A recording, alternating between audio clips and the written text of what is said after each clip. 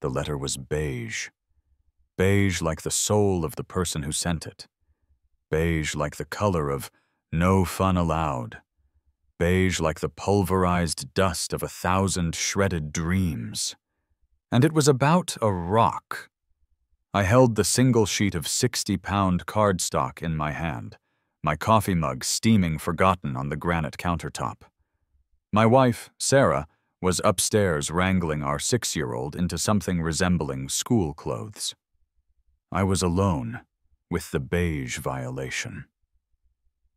Dear Mr. Henderson, it read, this letter serves as a formal notice of violation of the Whispering Pines Homeowners Association covenants, conditions, and restrictions.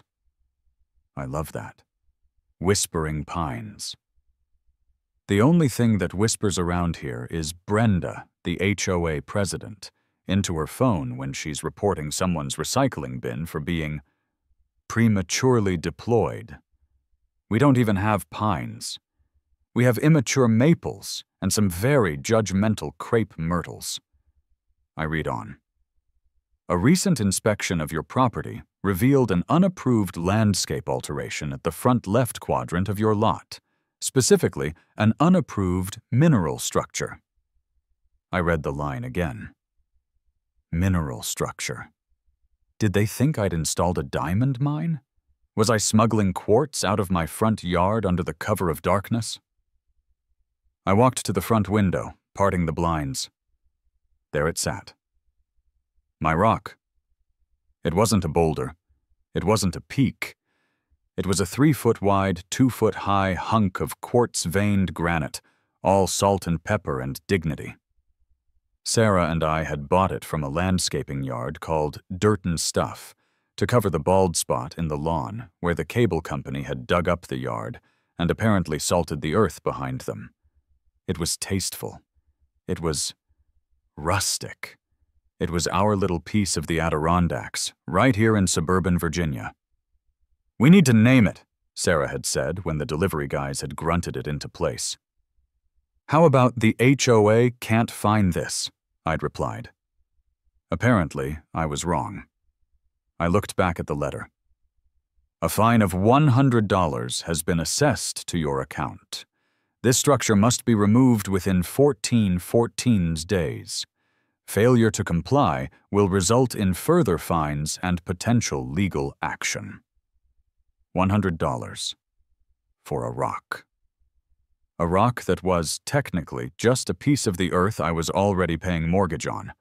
It wasn't an addition, any more than a mole on my arm was an addition.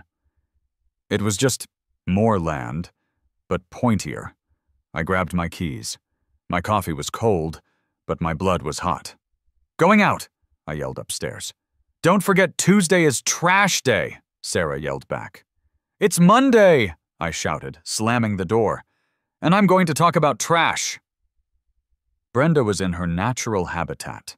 She was standing on the sidewalk 3 houses down, holding a metal tape measure. Her neighbor, a meek-looking guy named Tom, was standing by his mailbox, wringing his hands. Brenda, I said, walking up. I was clutching the beige letter in my fist. It was getting sweaty. One moment. Mark, she said, not looking at me. She clicked the tape measure. Tom, this is 41 inches. The guidelines clearly state 41 to 45 inches. You are compliant. Oh, thank God, Tom whispered, looking like he'd just been cleared by a parole board. He scurried back inside. Brenda turned to me. She was wearing a visor, a polo shirt tucked into pleated khaki shorts, and a look of profound, exhausted authority. Mark, to what do I owe the pleasure? I held up the letter. This. You find my rock. Brenda sighed, a long suffering sound, as if I had just asked her to explain algebra to a dog. Mark, it's an unapproved alteration, Section 7B. You know the rules. You need to submit a Form 21A for any landscape additions over 18 inches. It's not an addition, Brenda. It's a rock. It came from the earth. It's landscaping. You know, Land? Did you get pre-approval? Did you get pre-approval for that visor?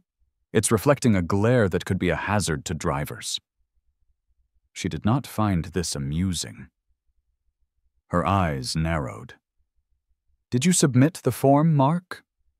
No, because it's a rock. It's not a shed. It's not a fence. It's not even a particularly ambitious gnome. It's a heavy-duty paperweight for my lawn. The covenants which you signed, she said, tapping a finger on her clipboard, are very clear.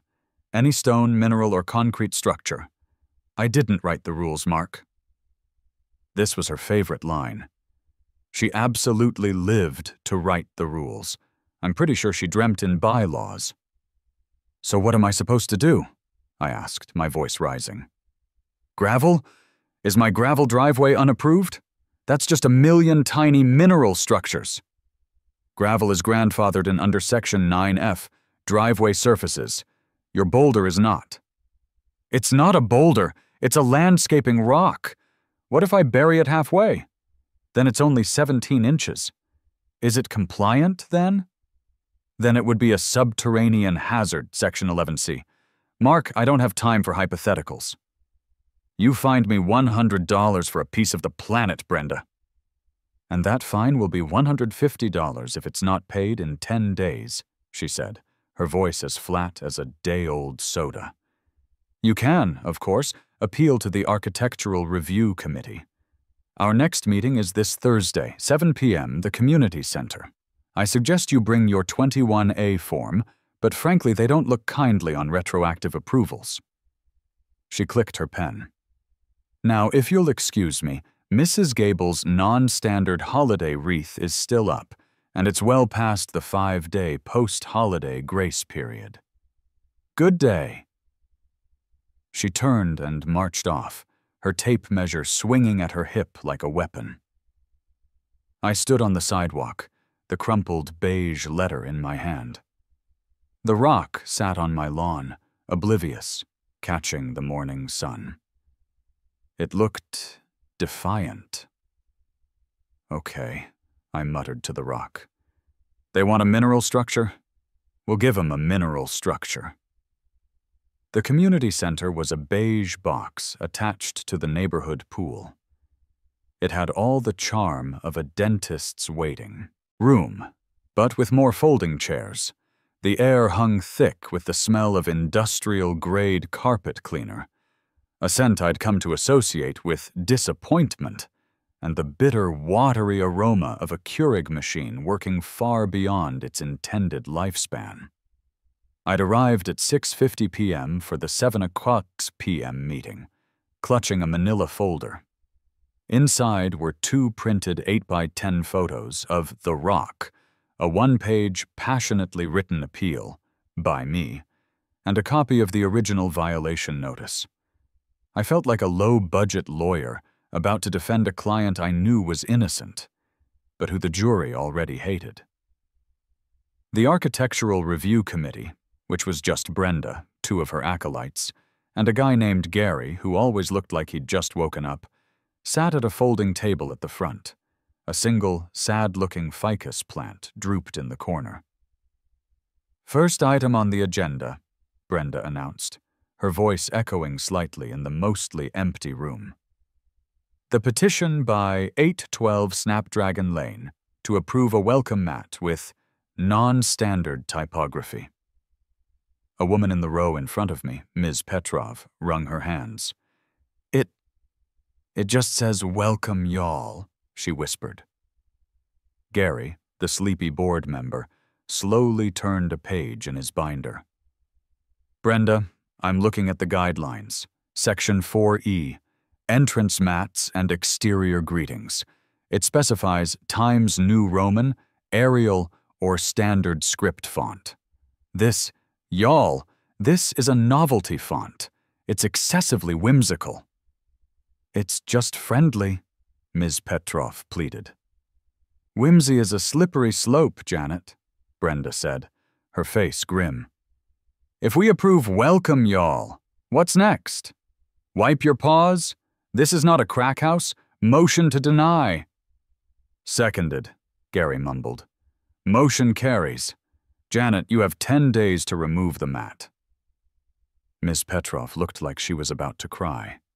She gathered her things and fled the room. My heart sank. My rock had significantly more whimsy than her mat. Second item, Brenda continued. The unapproved trim color at 1140 Whispering Way.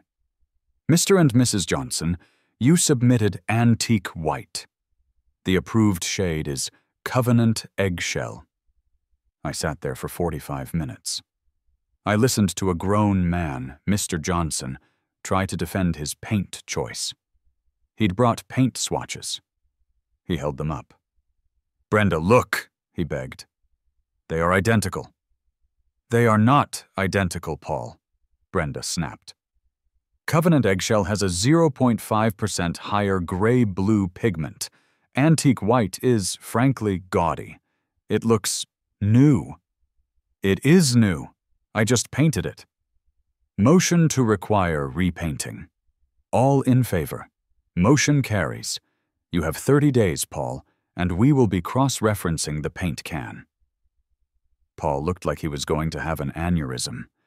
He left, but not before audibly muttering a word I was pretty sure was also a covenant violation.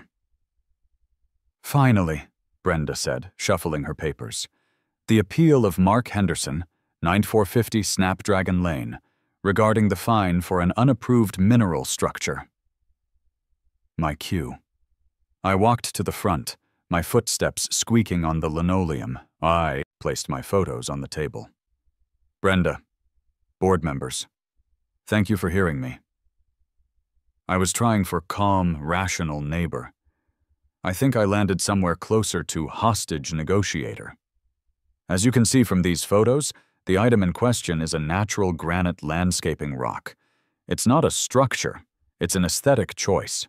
It's landscaping. It's no different than a Japanese maple or a particularly robust azalea bush. Gary peered at the photo. It's bigger than an azalea. Yes, Gary, it is. But it's also less flammable, I countered. My point is, it's a single, tasteful, natural element. It's covering a patch of dead grass. I'm improving the curb appeal, not damaging it. I'm asking for a little common sense. We're talking about a rock. A rock. I rested my case. I felt I'd been reasonable. Brenda let the silence hang in the air. She tented her fingers. Mark, rules are rules. Oh, here we go. You signed the covenants. We all did. We are a community of laws. You're asking for common sense. But common sense is subjective. My common sense tells me that if we allow one unapproved 400-pound rock, what's next? She looked at the other two board members. What's to stop Mr. Henderson from putting in 2 rocks? Or a whole circle of them? What's to stop him from painting them? What's to stop everyone from just putting random rocks in their yards? It would look unfinished. We'd have anarchy. Rock-based anarchy. I opened my mouth, but she cut me off. You failed to submit the Form 21A. You installed the structure without approval. The Architectural Review Committee does not reward ambushes. Appeal denied. My shoulders slumped. So what? I just pay the $100. Brenda smiled, a thin, reptilian action that didn't involve her eyes. Oh no. The fine was $100, due 14 days from the violation notice. As you chose to wait for this appeal, the 10-day late period has passed. The fine is now $150. You have 10 days to pay it and remove the rock, or the fine doubles again. I stood there, speechless. Thank you for your time, Mark, she said, already shuffling my photos into a denied pile. Meeting adjourned. The Grounded Halyard was a generic suburban bar with dark wood, 20 identical TVs all playing sports, and a faint smell of stale beer and buffalo wings. It was perfect. I was on my second IPA, and my best friend Dave was on his first. Dave was an engineer who found humanity's endless capacity for pettiness to be, as he put it, a renewable source of entertainment. And she said, "Rock-based anarchy," I was ranting, my voice a little too loud. "Anarchy, Dave, like me and my rock are about to go spray paint a Circle A on the community center. And they fined me. Again, it's $150. "Wow," Dave said, taking a slow sip. "That's impressive." "Impressive? She's extorting me over a piece of granite. She keeps calling it a mineral structure. A mineral structure, like I'm running some kind of illegal quarry in my petunias. What am I supposed to do, hire a lawyer? It'll cost more than the fine." "Probably," Dave said, nodding thoughtfully. He grabbed a pretzel from the bowl.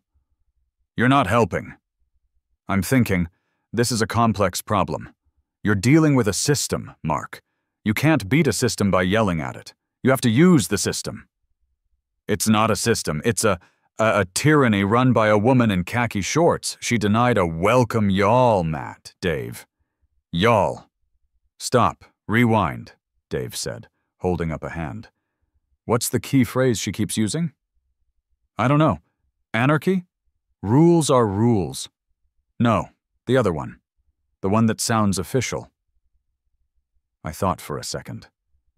"Mineral structure." "Mineral structure," Dave repeated, savoring it. "That's it. That's your in. What, I'm supposed to argue that it's not a mineral structure?" "No," Dave said, a slow, evil grin spreading across his face. "You're supposed to agree with her. Vehemently. She's 100% right. It is a mineral structure. And as a concerned homeowner, you're shocked. Shocked that the HOA has let such an unknown, unvetted thing sit in your yard." I just stared at him. "I have no idea what you're talking about." "Mark, she's treating this like a legal technical problem, and you're treating it like an emotional one. You're bringing a water pistol to a forms and bylaws fight. She's using professional, pseudoscientific language to justify her power trip." "So, I use it back?" "You use it better," Dave said, leaning in. "She wants to call it a mineral structure? Fine. You don't get an architect. An architect just draws things. You don't get a lawyer. A lawyer just argues. You need someone who deals with minerals and structures." The gears started to turn in my head. They were rusty, but they were turning. "Like a builder?" "No, you idiot," Dave said, tapping his temple. "If it's a mineral, you get a mineral expert. If it's a geological feature, you get a—" My jaw went slack. The anger that had been simmering in my gut for 3 days didn't disappear, but it changed. It cooled. It solidified. It became something hard, dense, and wonderfully, beautifully petty. "A geologist." "A geologist," Dave confirmed, raising his glass. "You get a certified, licensed, clipboard-holding, rockhammer-wielding geologist to come out and do a full survey. An assessment. A certification." I could do that? "Why not? You're a homeowner concerned about the structural integrity of a mineral formation on your property. You're just doing your due diligence. You're being a responsible member of the community. You need to know if this structure is safe. Is it leaching anything? Is it, radioactive?" "Radioactive," I whispered. The word was beautiful. "You're not just approving a rock, Mark. You're commissioning a full geological report. And when you're done, you submit it to the board. Publicly." I looked at my beer. A slow grin, the first genuine one I'd had all week, spread across my face. It felt dangerous. "Dave," I said, pulling out my phone and opening Google. You are a terrible, beautiful, evil genius." "That's what my wife says," he said, finishing his pretzel. "Now buy me another beer. You've got some calls to make." I typed "Geologists near me" into the search bar. This was no longer about $150. This was about science. My fingers hovered over the phone, the Google search for "geologists near me" glowing on the screen. It was one thing to have a brilliant, beer-fueled idea in a bar. It was another to actually call a scientist and ask them to participate in an act of suburban warfare. It felt like commissioning a B-2 bomber to take out a wasp nest. I took a deep breath. "For rock-based anarchy," I muttered, and pressed call on the first number. "Geosolutions Incorporated, this is Tiffany. How can we direct your query?" The voice was impossibly crisp. "Hi, Tiffany. I need a geological survey for a consultation." "Certainly, sir. And what is the approximate acreage of the parcel? Are you inquiring about soil stability analysis for a multi-unit residential or a commercial foundation?" "It's smaller than that. It's for my yard. Well, one specific part of my yard." A pause. The sound of polite, corporate blinking. "Sir, Geosolutions does not typically service residential landscaping needs. I can recommend a good landscaping architect." No, it's not landscaping," I said, a little too quickly. It's a rock. A single rock.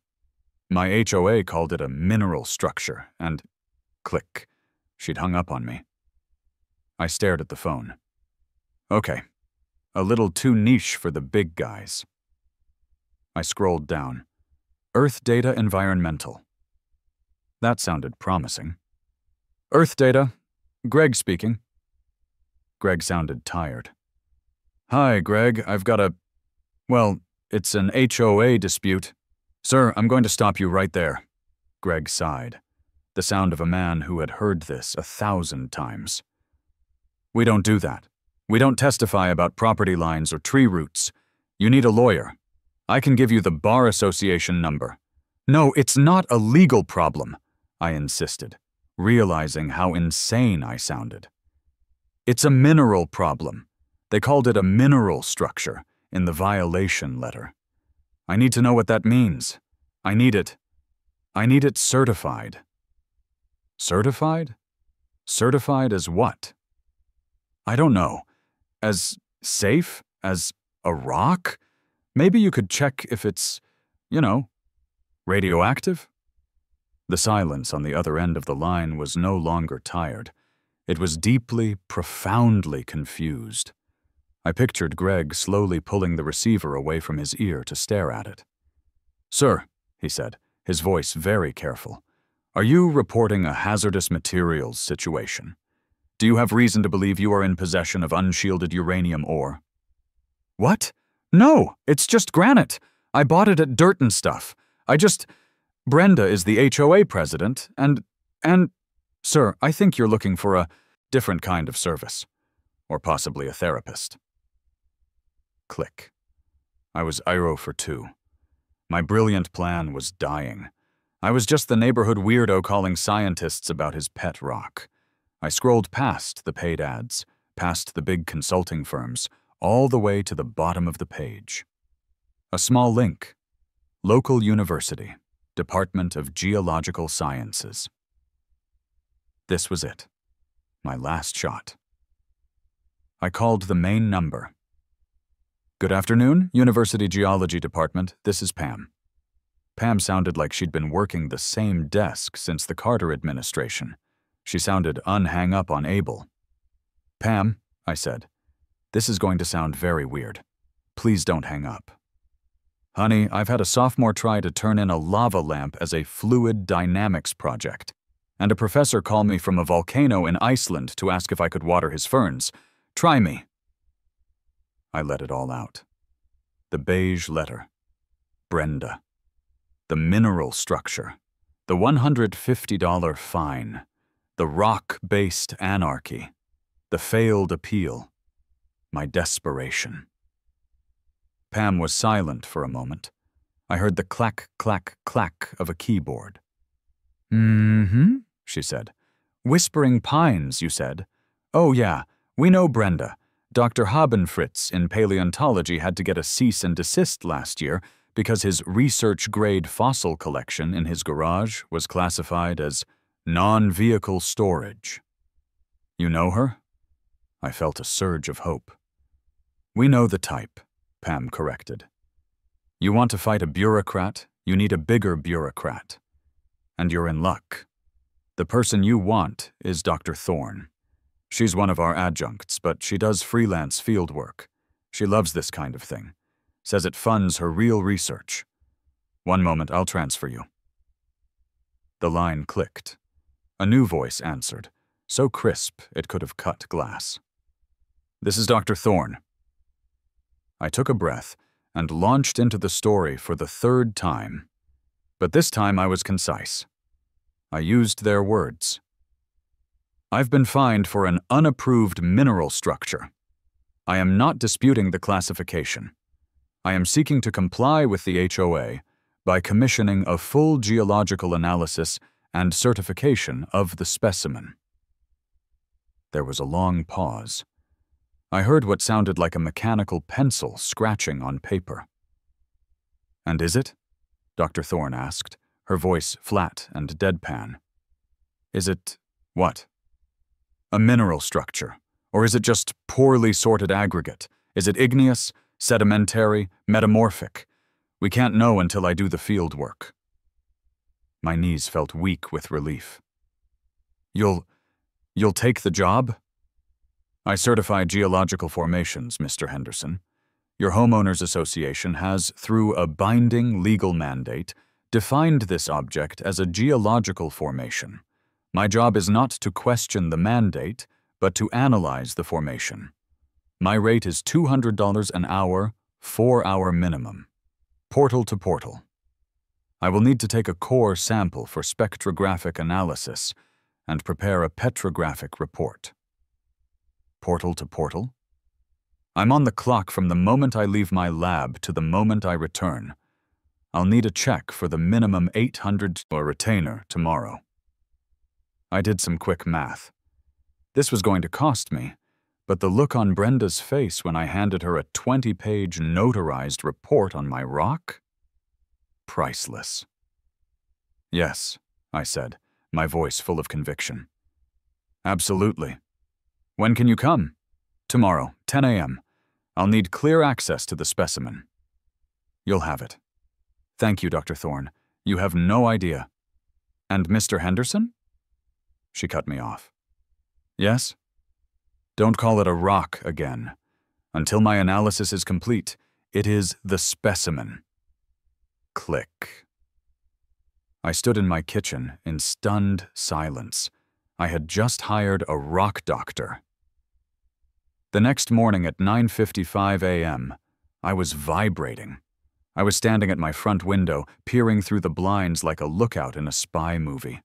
Sarah thought I had completely lost my mind. "You paid what?" she had asked over breakfast. $800. But it's just a retainer.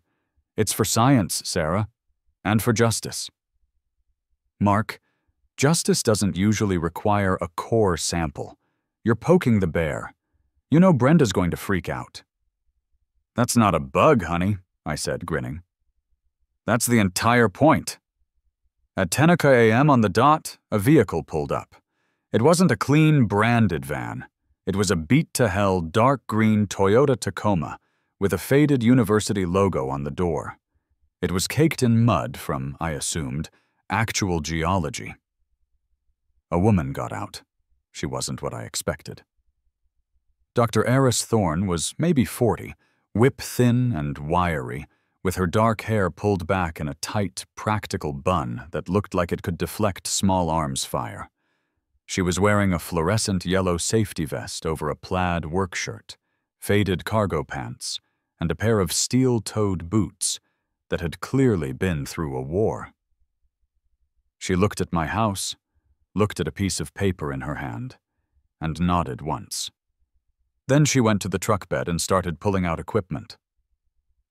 This wasn't a friendly consultant with a clipboard. This was a field scientist. She was pulling out heavy-duty, bright yellow Pelican cases. She had a rock hammer on her belt. She had a hard hat. The curtain twitching up and down Snapdragon Lane began immediately. Mrs. Gable, of the non-compliant wreath fame, was a shadow in her window. 2 houses down, I saw Brenda's front door open. She emerged, visor in place, holding a small trowel. She began to aggressively weed her perfectly weedless pansy bed, her eyes fixed on my lawn. I walked outside. "Dr. Thorne, I'm Mark Henderson," she grunted, lugging a particularly heavy case onto the sidewalk. "Mr. Henderson, where is the specimen?" Right here," I said, pointing to my rock. Dr. Thorne walked over to it. She didn't just glance at it. She began to circle it like a wolf sizing up a musk ox. She knelt, pulled the hammer from her belt, and gave it a sharp tink. She pulled a high-magnification jeweler's loupe from her vest pocket and pressed her eye right up against the granite, studying its grain.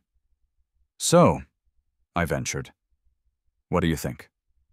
She was muttering to herself, not to me. Interesting foliation, clear quartz and feldspar banding. Nice. Metamorphic. See this?" She pointed to a dark swirl. "Significant tectonic pressure. Precambrian, most likely." "Is that good? Is it a good rock? I mean, specimen?" She finally looked at me, her expression flat. "It's an ancient specimen, Mr. Henderson, at least 1.2 billion years old. It's good in that it's a fine, competent example of the Grenville orogeny. It's bad in that it's completely unremarkable. It's geologically boring. It's the Toyota Camry of rocks. Now, please step back. I need to set up the drill." My heart sang. "The drill?" She opened the largest case. Inside, nestled in foam, was a small, gas-powered core drill. It looked like a piece of serious, high-tech equipment. She began to assemble it. The sound of a 2-stroke engine firing up is not common in Whispering Pines. It's a sharp, angry bzzz. It's the sound of work. It's the sound of unauthorized industrial activity. That's all it took. "Mark!" Brenda's voice was a shriek. She threw her trowel down and was stomping across my lawn, her clipboard seemingly appearing in her hand out of thin air. "What is going on here? What is this noise? You are running a business. This is a violation of 8C, Home-Based Enterprises." I had been waiting for this moment. I took a gleeful, defensive step back, holding my hands up. "Brenda, good morning. I'm not running a business. I'm just getting my mineral structure certified, as per your letter. You know, due diligence. This is Dr. Eris Thorne. She's a doctor of geology." Dr. Thorne was wearing safety goggles and a pair of thick, anti-vibration gloves. She had the drill poised over the rock. She looked up at Brenda. "Ma'am, please stand back 5 meters. You are not wearing personal protective equipment." Brenda was so angry she was vibrating. You are drilling! You are defacing property! This is destruction!" Dr. Thorne let out a sigh, the most emotion I'd seen from her yet.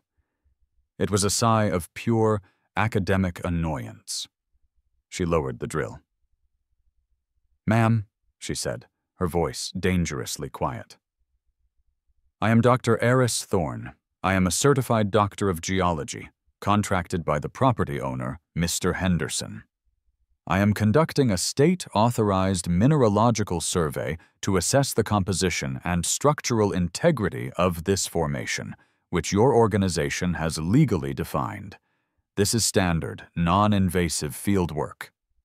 "It's a drill!" Brenda shrieked.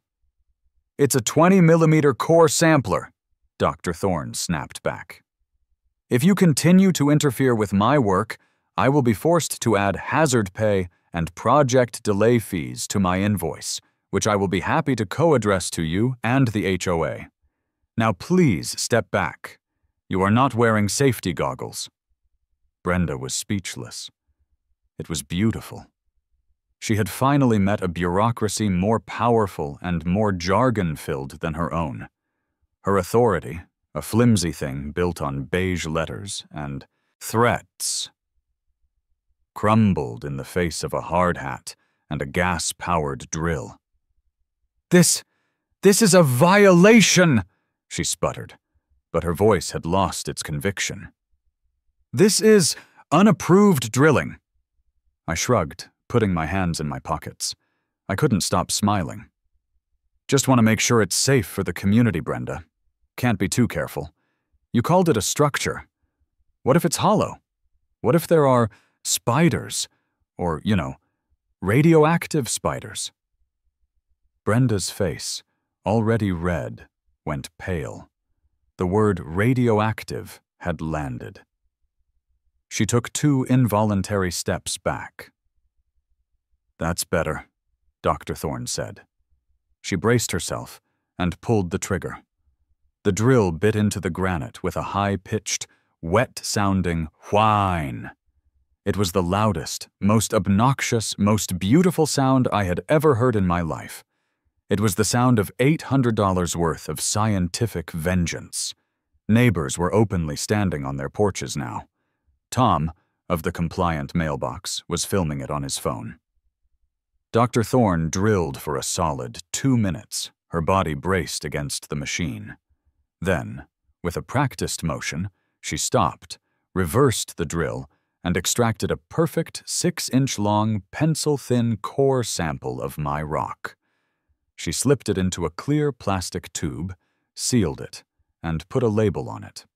She shut off the drill. The sudden silence was deafening.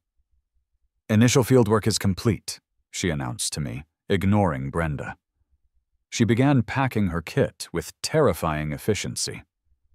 "I'll run a spectrographic analysis and a petrographic examination back at the lab. You'll have my full, notarized report in 48 hours. She packed her last case, slammed the truck bed shut, and handed me a clipboard with a preliminary invoice. "My 4-hour minimum," she said. "The lab work and final report generation will be extra. Good day, Mr. Henderson." She glanced at Brenda, who was still frozen on my lawn. "Ma'am." Dr. Thorne got in her muddy Tacoma, fired it up, and drove off. I was left alone on my lawn with Brenda, the smell of 2-stroke exhaust, and a small, perfectly round, quarter-sized hole in my rock. Brenda was staring at the hole. Her face was a terrifying, mottled shade of puce.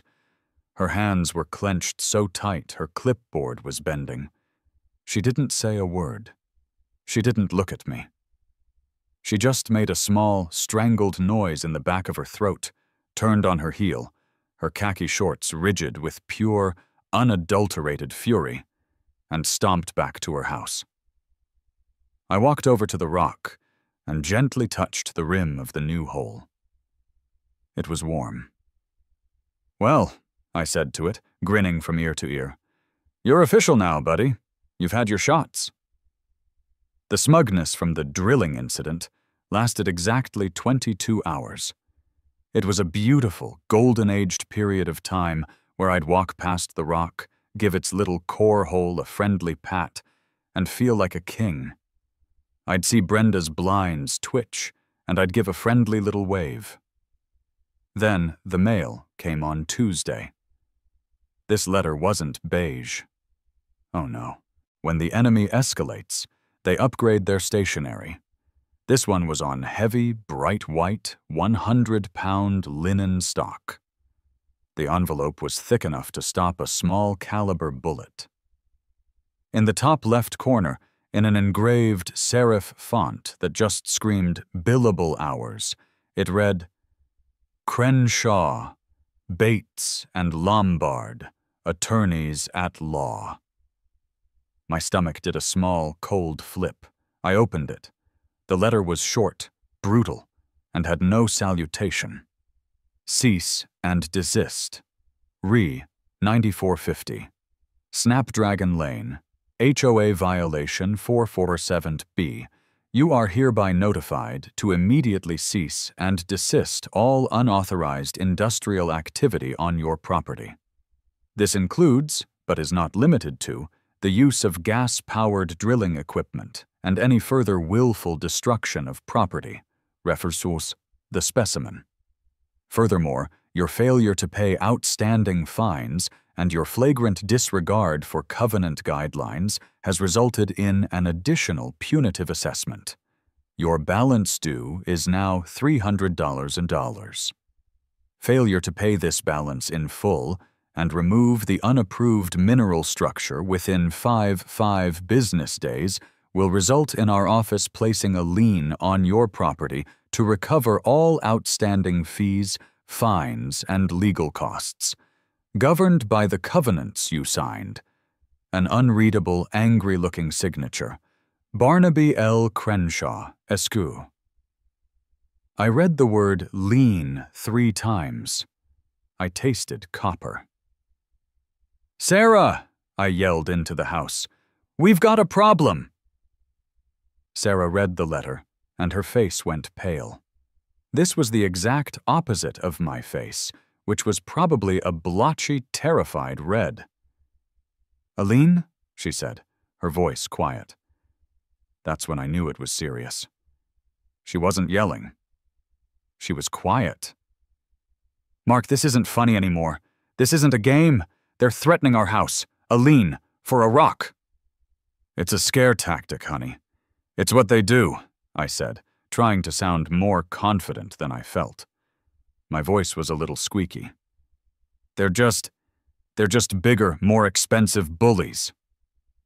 "They're lawyers, Mark. We have a rock doctor. Who wins that fight? We can't afford a legal battle over this. Just pay the fine. Let's move the rock. We can put it in the backyard." I looked out the window.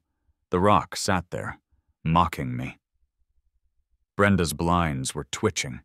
I could feel her smugness from across the street. She had lawyered up.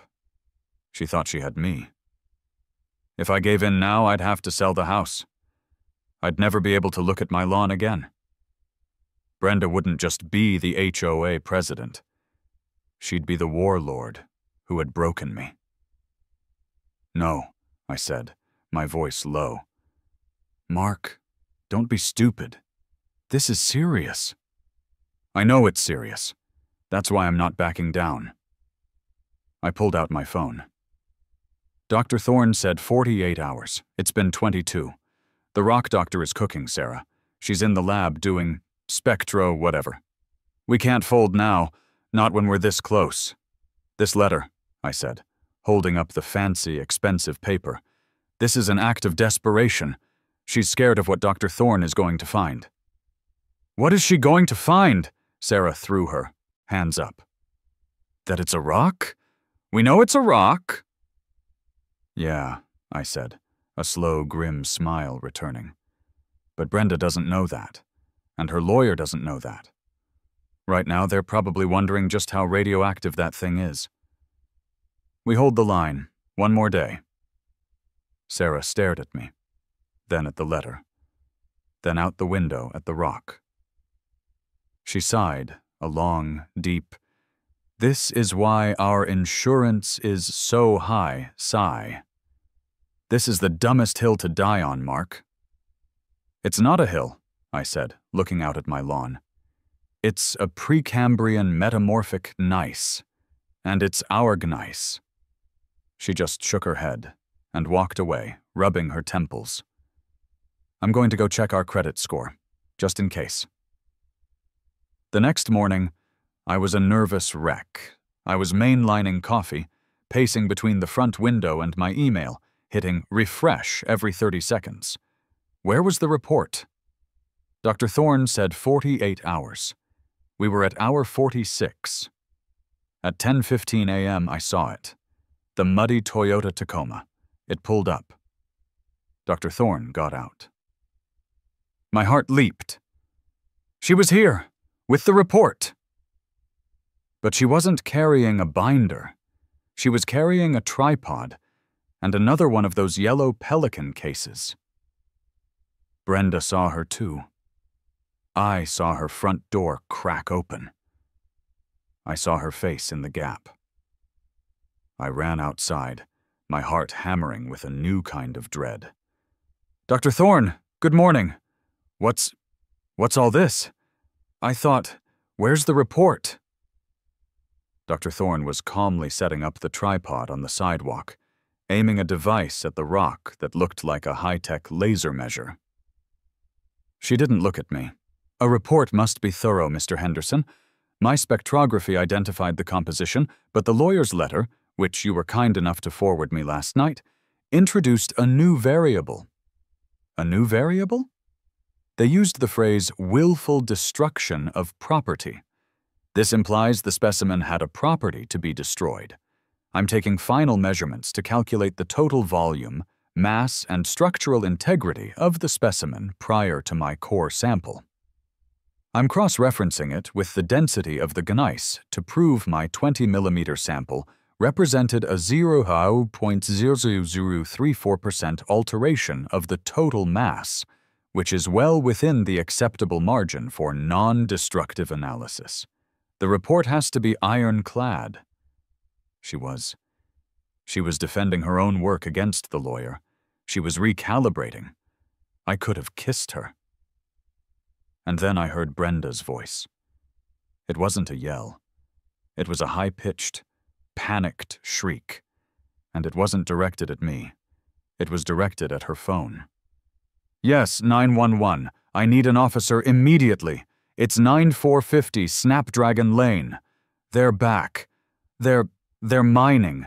They're setting up industrial equipment on the sidewalk. It's a public disturbance. I feel threatened." My blood ran cold. She's calling the cops."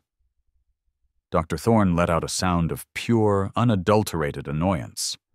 "She's interrupting my Z-axis calculations." She turned to me. "Do not engage. Let me handle this. I've dealt with county permitting officers. This is no different." 3 minutes.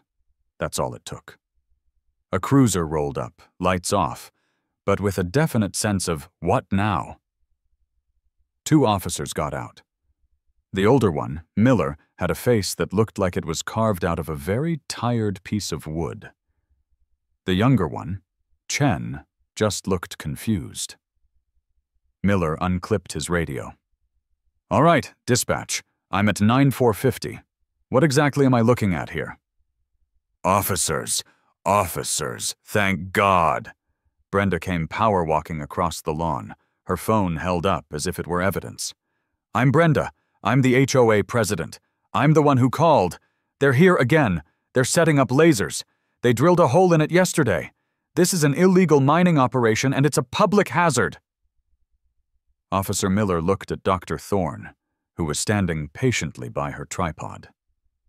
He looked at me, standing on my own porch, hands in my pockets. He looked at the rock. "Ma'am," Miller said, his voice gravelly with a lack of sleep and an abundance of stupid calls. What is it?" "It's the mineral structure," Brenda shrieked. "And they're destroying it." "Right," Miller said. He walked over to Dr. Thorne. "Ma'am, what's going on here? We got a call about lasers?" Dr. Thorne, in a master class of professional boredom, simply handed him a laminated card. "Dr. Eris Thorne. State certification 774A. I am a licensed geologist. I am here on contract with the property owner, Mr. Henderson, to conduct a non-invasive site survey. This is a Class 2 laser measure. It is harmless. Here is my permit, filed this morning with the county clerk for sidewalk-based survey work." Officer Chen, who had been quietly walking around the scene, bent down. He peered at the rock. He looked at the tiny, quarter-sized drill hole. He looked back at Brenda, who was vibrating with self-righteousness. "Officer Miller," Chen called out. "What is it, Chen?" This is the hole. It's about the size of a dime." Miller looked at Chen. He looked at Dr. Thorne's credentials. He looked at Brenda. He pinched the bridge of his nose, pushing his sunglasses up, and let out a sigh that seemed to carry the weight of every ridiculous suburban dispute in history. "Ma'am," he said to Brenda, his voice dangerously calm, "this is a rock." "It's an unapproved mineral structure," Brenda insisted, her voice cracking. "Right." Miller was done. He clipped his radio back on. "Ma'am, this is a civil matter. It is not a 911 emergency. This woman is a state-licensed scientist with a permit.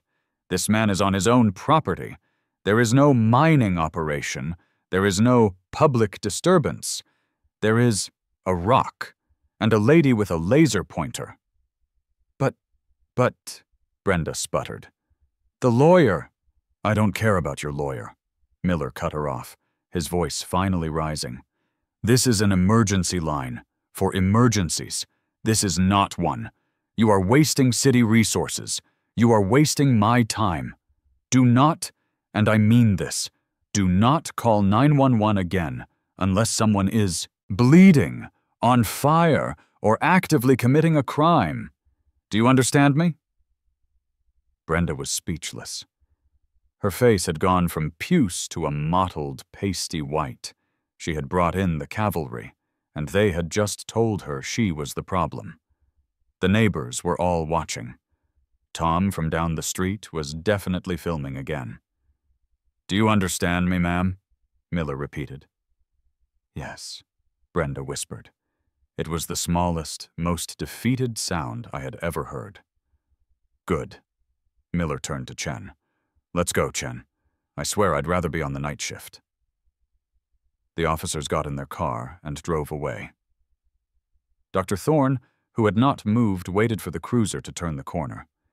She then turned back to her tripod and pressed a button. It made a small beep. "Z-axis complete," she said, as if nothing had happened. She began to pack her equipment. "I'll have the full report, including the new mass alteration addendum, emailed to you by 5 p.m. That will be all, Mr. Henderson. My final invoice will be attached." She packed her last case, got in her truck, and drove off, leaving me alone on the sidewalk. Brenda was still frozen in the middle of my lawn. She was a statue of pure public humiliation. She had lost. She had lost in front of the police, she had lost in front of Dr. Thorne, and she had lost in front of the entire neighborhood. I looked at her. I looked at my rock. "Well," I said, loud enough for her to hear. "Glad we got that sorted. Always good to have the professionals weigh in, right?" Brenda made a sound like a deflating balloon. She didn't look at me. She just turned, her khaki shorts drooping in defeat, and did the slowest, saddest walk of shame back to her own house. I went inside, my heart thundering in my chest. I poured a glass of water, but my hands were shaking too hard to drink it. Phase 2 was complete. All that was left was the final boss. The HOA meeting was tomorrow night. The community center wasn't just not empty. It was a fire hazard. Word had gotten out. Rockgate was the biggest scandal in Whispering Pines history, a trifecta of suburban drama. Petty rules, lawyers, and a police call. The room was packed. People I hadn't seen in years, people I didn't even know, were crammed into the beige folding chairs, lining the walls, spilling out into the foyer. There was a buzz in the air, a giddy, electric tension you usually only find at a high school football game, not a 7 p.m. HOA meeting. It smelled like popcorn and revolution. I sat with Sarah in the 3rd row. She was squeezing my hand so hard I'd lost feeling in my pinkies. "This is a terrible idea," she whispered, her eyes wide as she scanned the crowd. "This is a mob, Mark. You've brought a mob." "It's not a mob," I whispered back, adjusting my collar. I was wearing a button-down shirt. I'd wanted to look appealed, but not arrogant.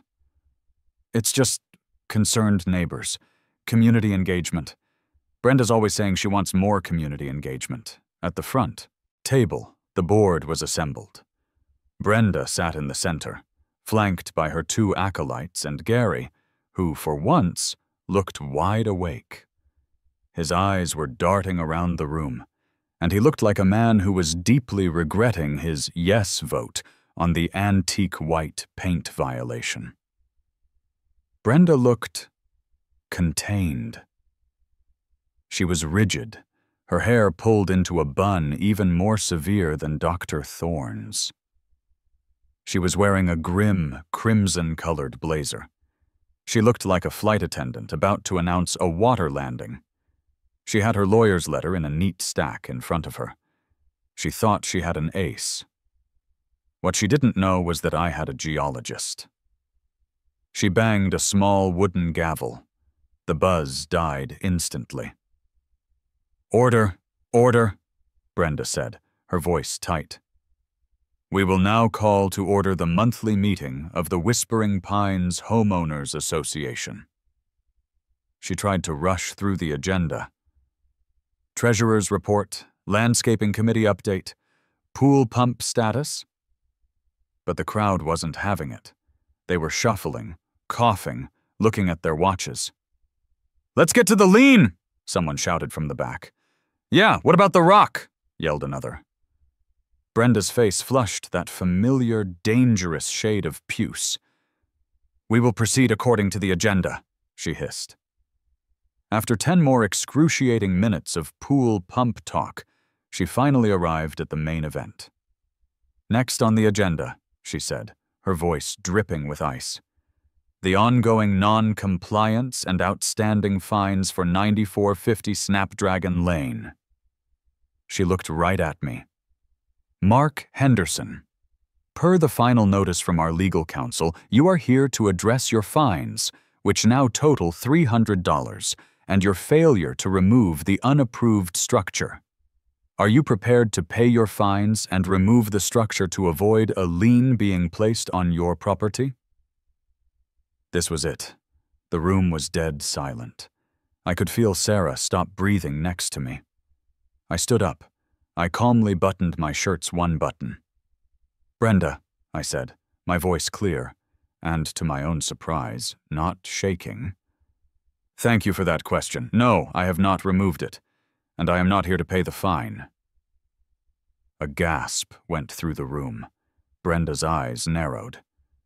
"Then this meeting is—" "I'm not here to pay the fine," I continued, speaking over her, "because as you, the board, and your very expensive lawyers have so clearly pointed out, this is a serious mineral structure. And frankly, after your call to the police yesterday, which implied I was harboring some kind of public hazard, I became deeply concerned. I realized it was my duty as a homeowner to treat this with the gravity it deserves." I turned to the back of the room. "I'm here tonight to submit my findings for the board's official review."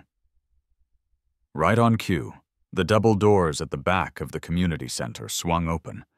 It wasn't a grand entrance. It was a precise, methodical one. Dr. Eris Thorne. She wasn't in her field gear. She was wearing a charcoal gray blazer, a pressed blue shirt, and dark slacks. She looked like a prosecutor, or maybe a high-level official from the Department of Justice. She was all business. In one hand, she carried her laptop. In the other, a thick, spiral-bound document with a clear plastic cover. The entire room turned to watch as she walked, her sensible shoes thud-thud-thudding on the linoleum, right up the center aisle. She didn't look at me. She didn't look at the crowd. She looked right at Brenda. "My apologies for my tardiness," she said, her voice cutting through the silence. I was triple-checking the isotopic decay signatures. Brenda's jaw was slack. Who? What? You are not on the agenda. I am Dr. Eris Thorne, she announced, not just to Brenda, but to the room. She set her laptop on the table next to the board's ancient beige projector. I am a certified doctor of geology. I am here as a paid consultant to present my findings on HOA violation 447B. She plugged a cable into her laptop. The projector whirred to life, illuminating the beige wall with a bright blue rectangle. This is an outrage, Brenda sputtered. This is a private meeting. It's a presentation of evidence, as requested by your legal counsel's cease and desist, Dr. Thorne said, her fingers flying over her keyboard. A slide clicked on. It was a beautiful, high-resolution, almost glamorous glamour shot of my rock, gleaming in the morning sun. The tiny drill hole was visible.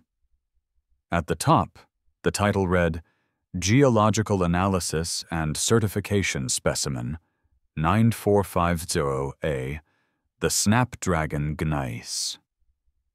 Good evening, board, Dr. Thorne began, her voice the calm, authoritative monotone of a university lecturer.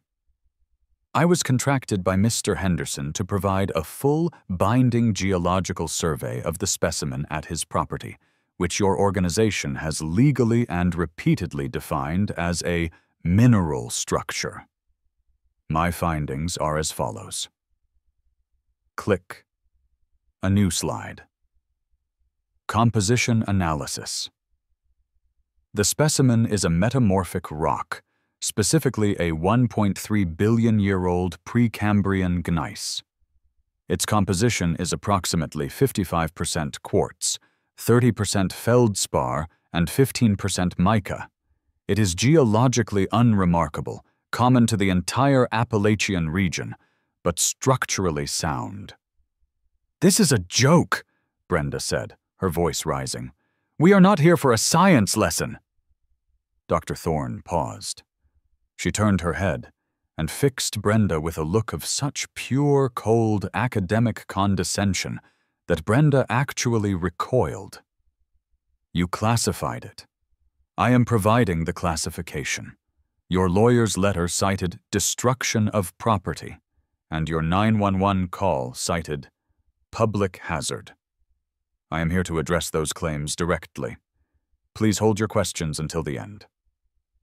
Brenda's mouth snapped shut. Click. A new slide. Safety and hazard analysis. A buzz went through the room. We'll begin with the most serious allegation, Dr. Thorne said. Radiation. Someone in the back whispered, Oh my God. A full-spectrum gamma-ray spectrometer reading shows the specimen emits 0.12 microsieverts per hour. She clicked. A chart appeared. For context, this is the standard background radiation for the region. It is, by comparison, less radiation than you would receive from a single dental X-ray, your own granite countertops, or eating one banana. A man in the front row looked down at the banana he was, in fact, eating. He slowly put it away. The specimen is, by all federal and state definitions, non-hazardous and non-radioactive. Click. Structural integrity. My core sample and laser volume analysis, you can see the full math in Addendum 4.B of my report, confirm the specimen is competent, non-friable, and has a density of 2.64 grams per cubic centimeter. It poses zero risk of subsidence, unapproved mineralization bleed, or to address a specific concern raised by the homeowner, radioactive spider habitation. I heard Sarah make a small, choked sound next to me. I think she was trying not to laugh. Click. Legal and covenant compliance. Finally, in response to the lawyer's letter, the destruction of property claim. My 20mm core sample represented a 0.0034% alteration of the total mass. This is legally defined as de minimis non-destructive testing and is fully covered by my state certification and the county permit I filed. It is, in effect, no different than a land surveyor taking a soil sample. She paused, letting the weight of the science settle on the room. In conclusion, she said, clicking to her final slide. It had only 2 words. Conclusion. It's a rock. The Snapdragon Gneiss is a harmless, aesthetically neutral, and geologically stable example of Earth's ancient history. It poses no threat. It violates no state or federal hazard codes. It is, by every scientific, legal, and rational definition, just a rock. She turned off the projector. The room was plunged back into the beige light of the community center. Dr. Thorne stood there, a shadow of academic authority. I have officially certified it as benign, she said, walking to the board's table. She took the thick, spiral-bound 22-page report and placed it in front of Brenda with a heavy, definitive thud. Here is my full notarized report for the board's official records. Brenda was staring at the report as if it were a snake. Her face was ashen. And here, Dr. Thorne said, pulling a single white envelope from her blazer pocket, is my final itemized invoice. She slid it right on top of the report. That's for 14 hours of fieldwork, lab analysis, report generation, addendum for legal response, and this public presentation, which, she added, her voice chillingly clear, I have addressed to the Whispering Pines HOA. As you were the party legally requiring this certification by classifying the specimen, threatening a lien based on its uncertified status, and dispatching emergency services to my worksite, my fee is $2,450, net $30. The room was so quiet, I could hear the ballast in the fluorescent lights humming. Brenda's mouth opened and closed. No sound came out. Gary, the sleepy board member, slowly reached out a trembling finger. He pulled the invoice over, looked at the total, and his eyes went so wide I thought they were going to fall out. He made a small sound, like a mouse being stepped on, and from the back of the room, a single, slow clap. It was Tom, the guy with the compliant mailbox. Then Ms. Petrov, of the Welcome Y'all mat, stood up and joined him. Clap. Then Mr. Johnson, of the antique white trim. Clap. Clap. Within 10 seconds, the entire room, the mob, the concerned neighbors, the oppressed masses of Whispering Pines, was on its feet, giving a deafening, roof-raising standing ovation. They weren't clapping for me. They were clapping for Dr. Thorne, who just stood there, impassive, and for the beautiful, glorious $2,450 invoice sitting on Brenda's table. It was the sound of rock-based anarchy, and it was beautiful.